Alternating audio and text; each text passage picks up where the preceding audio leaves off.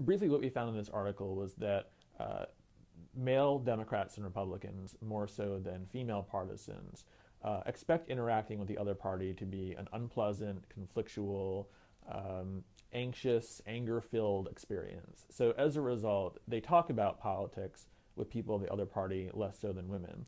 And that carries over also into how men and women evaluate political information. So male partisans are more likely to reject information, to reject arguments that come from the other party without engaging with that information. So just because they hear that an argument comes from the other party, they think about that information less. Yet they're more likely than women to reject that information strongly. So in essence, male partisans are forming strong opinions that create polarization and conflict on less information than women.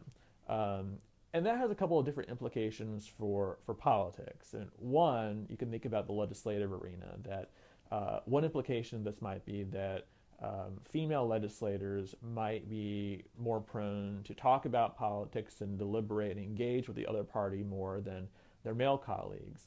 And that might have some effects on the kind of legislative environment we have. That maybe if we had more women in office, you'd have more communication, less fighting, perhaps more legislating, less gridlock.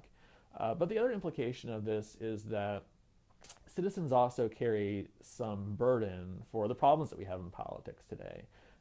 We very readily condemn DC and all the problems that we find in Washington, yet we as citizens don't think very often about the role that we have in that. We nominate politicians and we elect them. We can hold them accountable.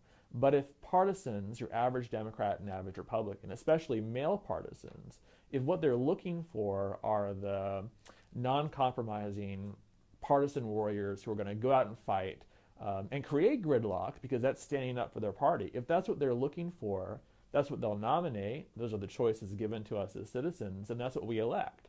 So if we're condemning politicians for the way they act in office, they might just be giving us what we as citizens are looking for, that partisan warrior in the gridlock.